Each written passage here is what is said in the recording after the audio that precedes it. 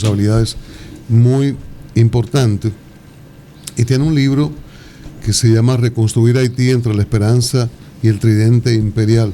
Es Ricardo Seitenfus, que ha estado viendo la parte pública y la parte no pública de este programa. No se ha ido de casualidad. Ahí no se vayan. Los saludamos y le damos la bienvenida. Buenas tardes, bienvenido Ricardo. Buenas tardes, muchísimas gracias. Es un gusto estar aquí en la parte que debería abrir también el programa al público, no sea esta que está cerrada con la publicidad. Sería muy bueno. Pero se habla de cosas importantes, porque usted está en una campaña electoral además. Sí. Y yo vengo a traer un testimonio que llaman un testimonio analítico de una experiencia que tuvo en Haití como profesor universitario y como representante de la OEA entre fines de 2008 hasta abril de 2011, o sea, pasé por el terremoto. ¿A usted lo agarró estando en Haití el terremoto? Sí, por el terremoto, por el cólera, ¿no?, que llegó en octubre de 2010. Ricardo, ¿qué resume este libro, Reconstruir Haití entre la esperanza y el tridente imperial? Mira, primero yo quería agradecer la invitación de estar aquí hoy. Y agradecer también a la Fundación Juan Bosch, que permitió que el libro saliera en español. Qué bueno. Porque el libro salió en portugués y salió en francés. En francés hubo 2 ediciones en Haití y una en Quebec, en Canadá.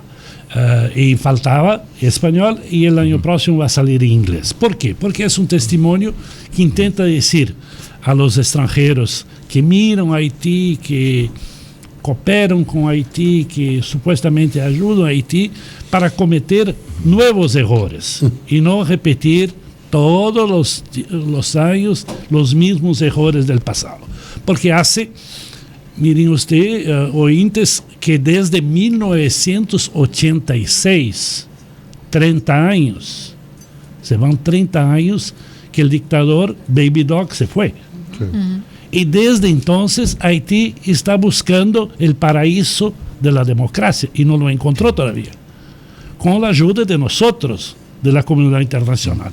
Y entonces no hay ninguna en la historia de las transiciones democráticas para el paraíso democrático de, por ejemplo, en América Latina, en España, o en Portugal, o en Grecia, ninguna tan larga como de Haití. 30 años. 30 años. Y todavía no llegamos, porque estamos con un gobierno provisorio en Haití, claro, con elecciones para una segunda vuelta que quizás no van a ocurrir ahora. Aplazadas elecciones. Entonces, yo creo que debemos reflexionar sobre eso, porque gastamos en 30 años solamente en elecciones en Haití, fíjense bien, $3 billones.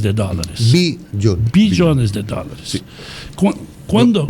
Solamente un dato. Cuando se organiza elecciones, esta última hora, muy contestada, incluso no se pudo terminar, se puso $100 millones para esta votación. Pero yo pregunto, ¿pero qué pasó? ¿Dónde estaban la memoria electoral, claro, el consejo electoral, las computadoras, los coches, los motores? No había nada. O sea, cada votación hay que empezar del cero. Entonces, para mí, el tema central de la transición para la democracia en Haití es tener un consejo electoral independiente del Ejecutivo, independiente de la comunidad internacional. Pero, don Ricardo, mire, el tema haitiano para los dominicanos es una cosa fundamental. Claro, y la geografía no se escapa de nadie. Y usted, como sabe, lo sabe como pocos, seguro que conoce que los dominicanos somos muy vehementes con el tema haitiano. En ambos países hay grupos que viven de enchinchar y todo este tipo de cosas. Haití pagó muy caro. Provocar, agitar. Él comprende ya. Esa manera barata de hacer política. Exacto, pero se conocía que Occidente hizo pagar muy caro a Haití ser la primera llama de la libertad en el continente. Sí, muy bien, pero ya ese discurso quedó atrás después de la dictadura, y usted lo acaba de hablar de que tenemos 30 años. Entonces vamos a centrarnos en el momento actual.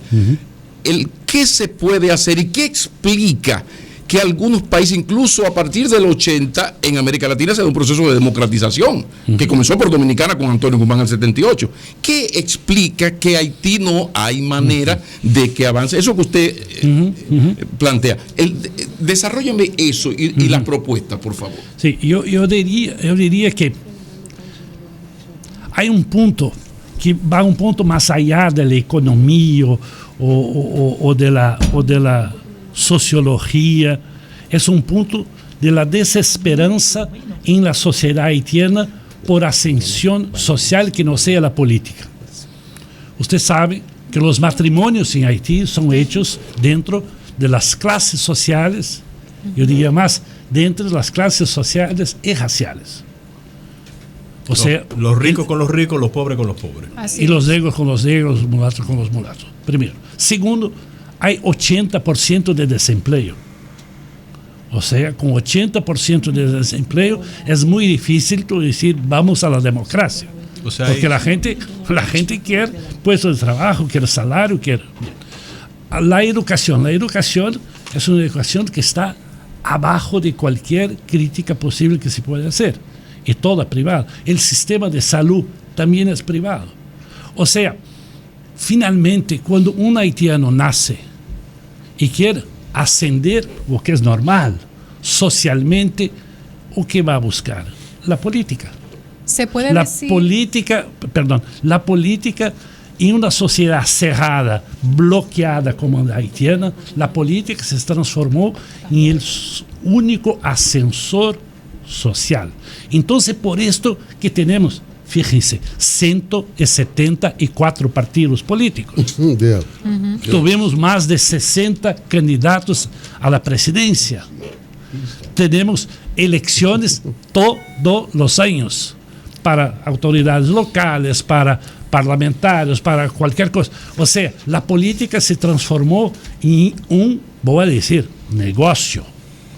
Y un único instrumento para ascender socialmente. Solamente para concluir, porque en vuelta de la política gira mucha plata, muchos intereses extranjeros. Hablé de $100 millones ahora para esta última votación.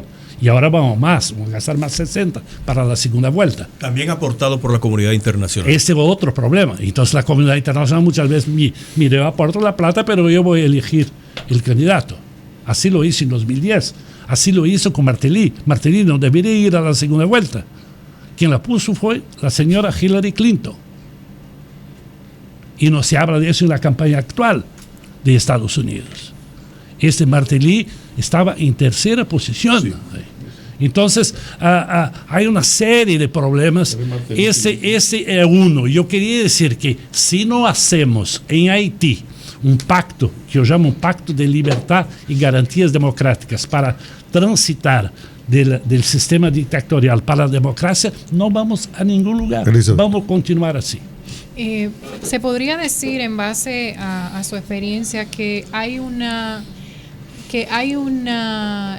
casta de ricos en Haití que vive de las ayudas de la comunidad internacional y que no le llega a la parte pobre de Haití. ¿Se podría decir eso? Y mi segunda pregunta es con el tema del terremoto, las ayudas internacionales, su experiencia, ¿qué pasó ahí?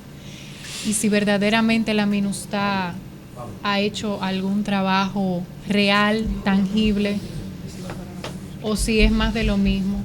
Yo diría que la más grande industria en la historia de la humanidad es la pobreza, es la miseria, ¿no? ¿La más grande? Industria. Donde se gana más plata es con la miseria. La más grande industria de Haití es la miseria. Es la miseria. Dios. Y se vive de eso. Sí. Pero hay segmentos, sectores que viven de eso. De eso viven. Pero no solamente su negocio, su cultura. Afuera de Haití también. Se prometió $12 millones después del terremoto. ¿Y llegaron? 1% pasó por Haití. Wow. Por el Estado haitiano.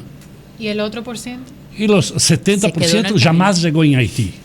Haití se transformó en un gran negocio internacional para la industria de las ONGs. ¿Cómo pasa eso? Mira, para dar un ejemplo, la Cruz Roja de Estados Unidos tenía un déficit de $600 millones, estaba quebrada. Recaudó casi $2 billones. ¿Para nombre de Haití? Claro, en nombre de Haití. Lo puso en el bolsillo, hizo algunas cosas, pagó sus deudas y tiene más de 1 millón en el banco.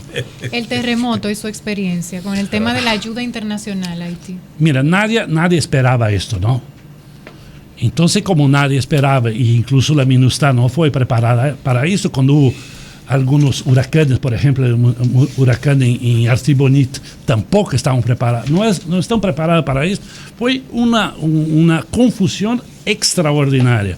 Se habla mucho de los 96 extranjeros de la MINUSTAH que murieron, claro, por supuesto, pero la ayuda internacional llegó mucho más fácilmente al aeropuerto de Puerto Príncipe do que del aeropuerto hasta las víctimas. Señor y durante muchos días los pobres haitianos se quedaron atrapados y solos, con la ayuda de sus hermanos haitianos, con las manos limpias, sin nada, para intentar salvarlos. Yo hablo de esto en el libro. Es muy doloroso, muy difícil. Fue muy difícil escribir este libro. Señor y tampoco es muy fácil de leerlo, ¿no? Todos sabemos que Hablamos, Haití... perdón, Angelita, con Ricardo Seitenfus, autor del libro Reconstruir Haití entre la esperanza y el tridente imperial. Todos sabemos que Haití vive, tal y como usted acaba de decir, de su miseria y de su pobreza. Pero hay una cosa que a nosotros como dominicanos nos preocupa sobremanera. Desde el año 86 a la caída de los Duvalier, 30 años que la República Dominicana está cargando de una manera bastante pesada con la situación de Haití. Usted que tiene la experiencia internacional trabajando con organismos internacionales en Haití, ¿cómo usted vislumbra qué es lo que está pasando con la comunidad internacional que entiende que la República Dominicana es que tiene de alguna manera que seguir cargando con la situación haitiana, con la crisis haitiana política, económica, social?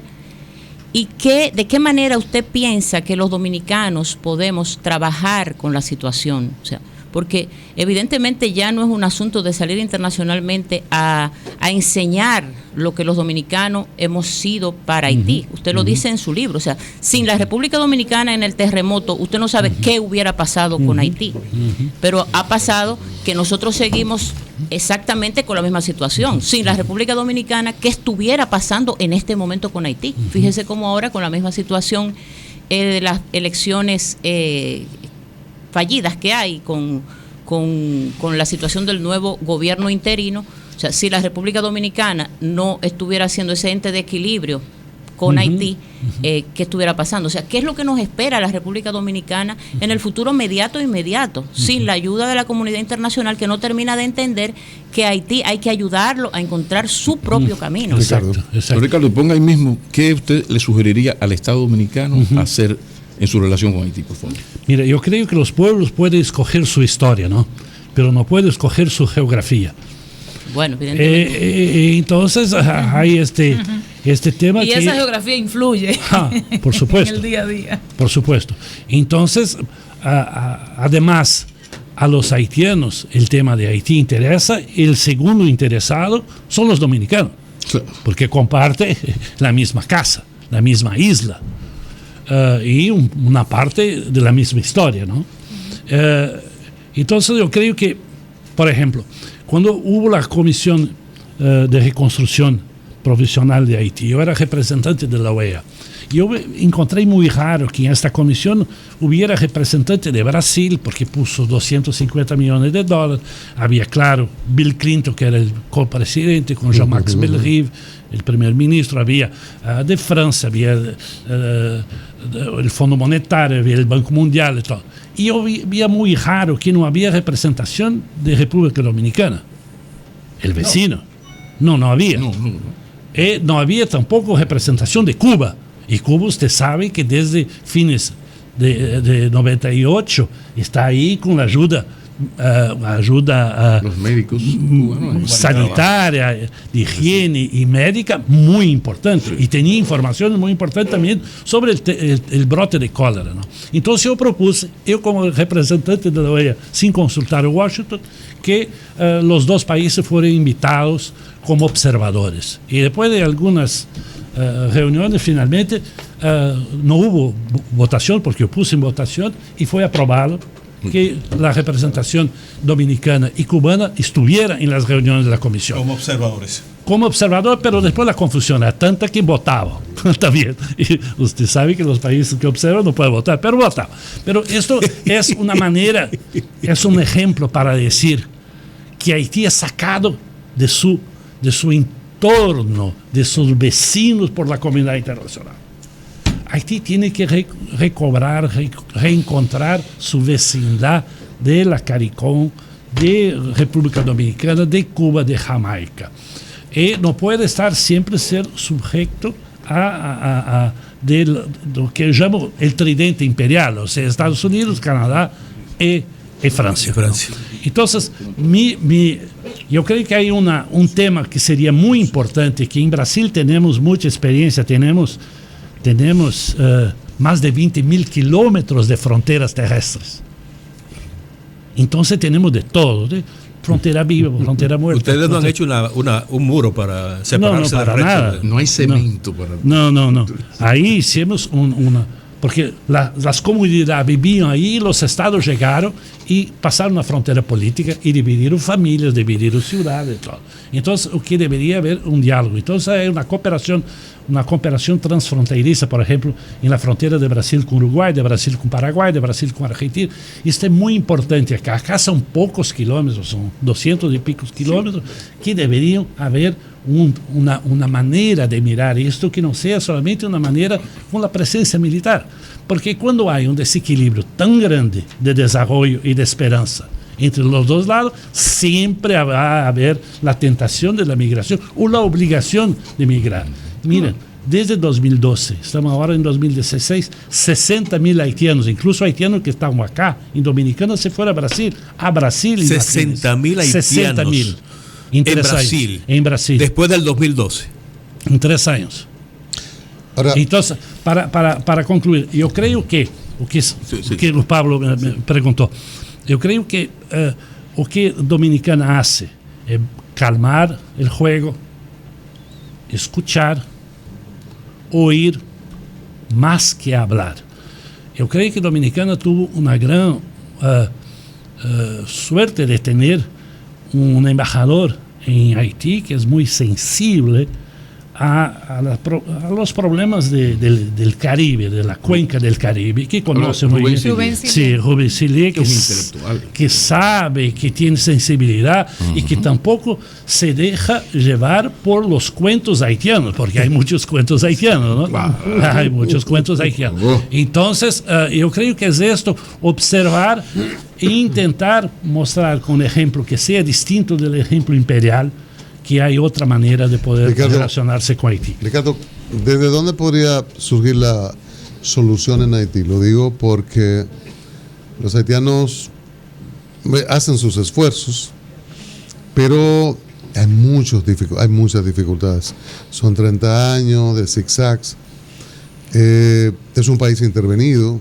De repente Estados Unidos fue un día y se llevó a Aristide y otro día lo trajo. Entonces se han ensayado fórmulas como suele hacer Estados Unidos en América Latina y en Medio Oriente, y usualmente fallan. Es un país intervenido por Naciones Unidas, un presupuesto de alrededor de $500 millones que se va a mantener a MINUSTAH. La MINUSTAH hace prácticamente nada. Para que sepas, hicimos y hoy es el cálculo, hasta hoy se gastó solamente con la intervención militar para mantener los militares $8 billones y $600 millones. 8 mil billones, 8 mil millones y 600 millones de dólares. Absolutamente. De julio de 2004 hasta 8 mil millones. Son 500 millones anuales. Millones de dólares. Entonces, eso al 45 para mantener son 14 presupuestos dominicanos. Para mantener esa presencia militar que no da solución. Entonces, es una intervención de ONU con una fuerte participación norteamericana. Y latinoamericana. Correcto, sí. Brasil Uruguay. es importante, Uruguay. El ABC, Argentina, Brasil, Chile, Uruguay, Paraguay. Entonces, perdón. ¿De dónde podría venir la solución? Porque Haití no tiene no hay una autogestión, o sea, no puede decidir qué hacer. Hay una intervención de ONU que es más intervención norteamericana. Entonces, intenta hacer un proceso electoral, no lo puede hacer. Se presentan numerosos funcionarios norteamericanos a hacer emplazamientos y amenazar y a decidir a quienes ellos prefieren. Con la visa. A quienes ellos prefieren. Entonces, ¿de dónde podría surgir la solución de la intervención que ha sido un fracaso? Es un fracaso. Desde el propio Haití, que hay fuerzas con muchas indefiniciones y sin carácter. Quizá la fuerza mayor, no sé, ustedes sabrán más que nosotros, la fuerza mayor desde el punto de vista numérico es la de la Balaz, de Aristide. Pero ahora es una familia, ¿no? Una familia dividida. Hay muchos hijos rebeldes, ¿no? Y con un poco vandalizada. ¿Por dónde podemos escudriñar la posible solución o el inicio de solución al problema de Haití? Yo voy a ser muy simple, con una frase. No hay en la historia de la humanidad, la historia moderna de la humanidad, una sociedad que pudo desarrollarse sin un Estado. Sin un Estado. O sea, hay que fortalecer las instituciones haitianas. Exactamente el contrario de lo que hacemos. Sí, pero ponga ahí mismo, por favor. Lo que hacemos. Y no se está avanzando en esa dirección. No, al contrario. Don Ricardo, ¿qué explica? Porque en la geopolítica y en la Guerra Fría se entendía la actitud de los imperios. Un voto en la ONU. Claro, Cuba, pero en el caso, pero ahora la anarquía haitiana pone en peligro la seguridad de los Estados Unidos, para poner un ejemplo. ¿Qué explica el comportamiento de las grandes potencias hacia ese infeliz país? O sea, ¿por qué? ¿Cuál es el beneficio? Porque no es un asunto de que están explotando una mina de oro. No. ¿Cuál es la naiboa de esto? ¿Por qué Yo pasa creo que eso? es un interés negativo, ¿no? O sea, se quiere que los haitianos se queden prisioneros en la isla. Se queden ahí, no salgan. Eso no es posible. Y que Brasil está haciendo el contrario ahora, no venga quien quiera. Esa es la estrategia. Segundo, no se olviden que Haití es un negocio. Es un negocio para algunas familias al interior de Haití y es un negocio para gente afuera de Haití. Mira, había 283 ONGs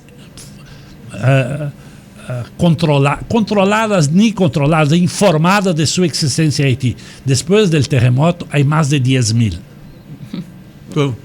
Pero se puede hacer una sociedad, organizar una sociedad a través de las ONGs. Para nada. Y precisamente ahí viene mi pregunta. Los Clinton tienen intereses muy particulares en Haití. Es una de las familias, o es la familia con los mayores intereses en Haití.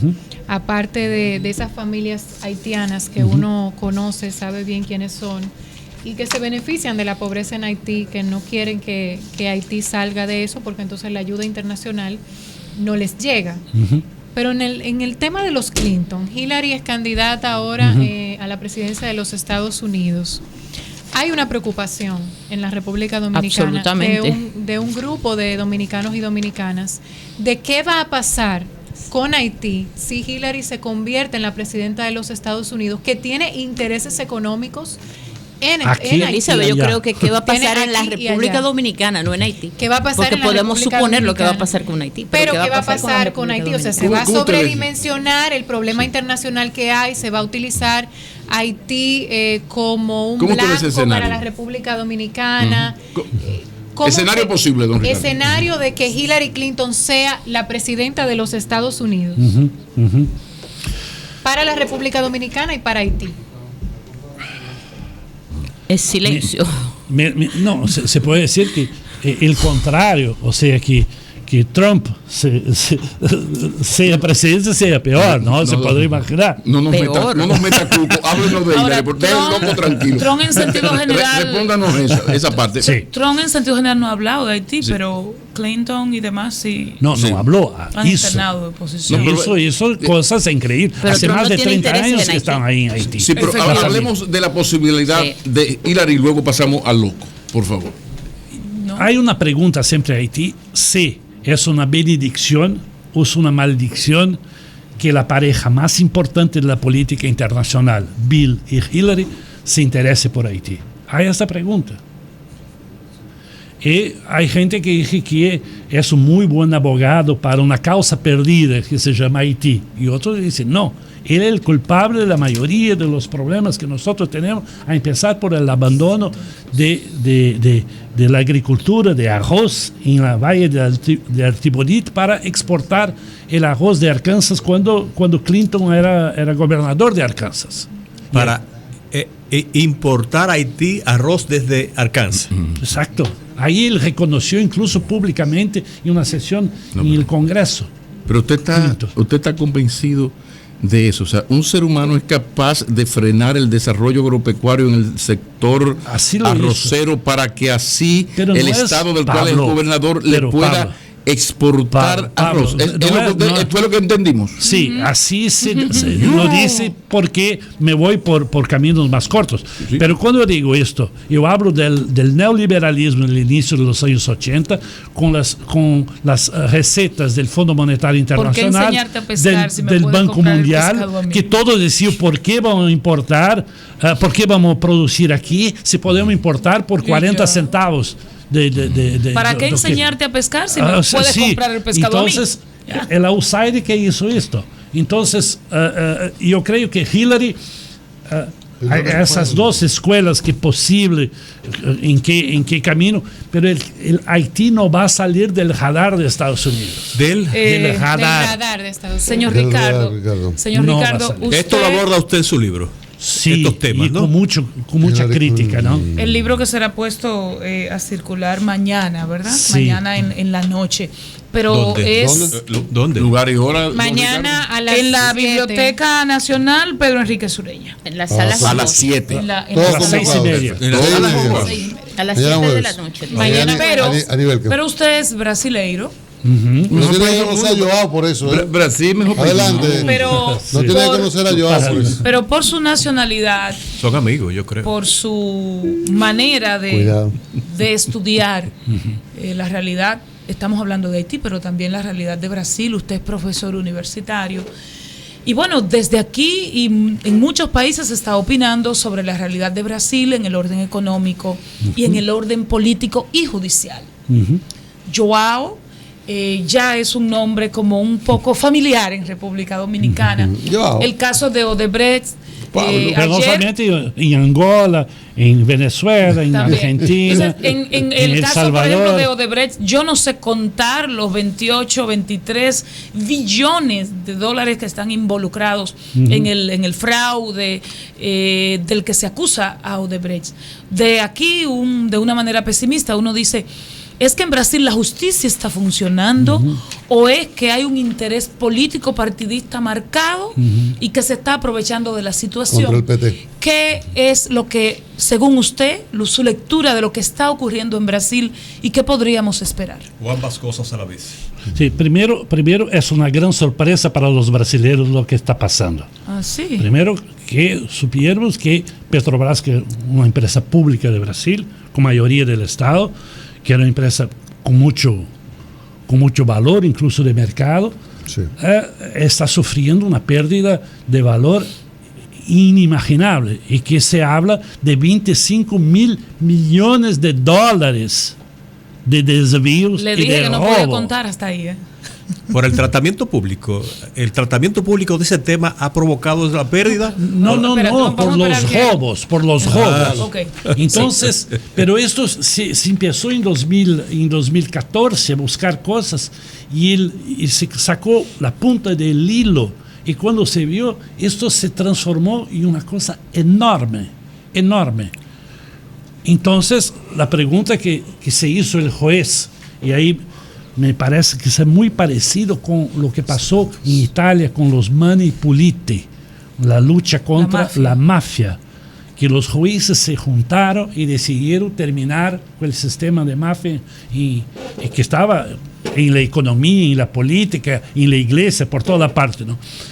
Pero es un juez y una, que se dice en Brasil, fuerza de investigación de la Policía Federal y del Ministerio Público Federal que hace este trabajo. Y fue a descubrir cosas enormes. Ayer mismo el presidente de Odebrecht fue condenado, Marcelo a Marcelo Odebrecht, a 20 años de cárcel. Esto nunca pasó en Brasil. Pero justicia fuerte o presión política. No, esta es justicia, punto. O sea, como esto está muy vinculado a los políticos, y ahí hay políticos de la situación, pero también por veces algunos de la oposición, sobre todo del PT, del partido de Lula, y de una parte del PMDB que apoyaba el gobierno de Lula y apoya el gobierno de Dilma, la oposición que perdió las elecciones por un punto porcentual está muy feliz con esto, mismo que por veces hay pingos que vengan y mojan o ensucian también algunos actores de la oposición. El tema es que hoy hay un movimiento de opinión pública en Brasil de rechazo al Partido de los Trabajadores. Se espera que domingo va a haber en São Paulo una manifestación con 3 millones de personas en Ricardo, la calle. eso es tan inocente. Eso es tan inocente, tan ¿Es fuerte la justicia? Tan espontáneo. No tiene nada que ver no con... estará dirigido todo eso. Político, no tiene nada que ver nadie con... ingenuo, ¿no? Correcto. Nadie ingenuo. Claro que pero eso es un movimiento de la sociedad civil. Los partidos después que vinieron. Es un movimiento del judiciario y de la sociedad civil. Hay una insatisfacción con esta situación. Ricardo, geopolítica, Estados Unidos, intervención de mercado. No, nada, no. De Brasil, no, es una cosa brasilera. Venta de aviones. No, BRICS, nada de eso. No, ese discurso de Maduro, esto no funciona.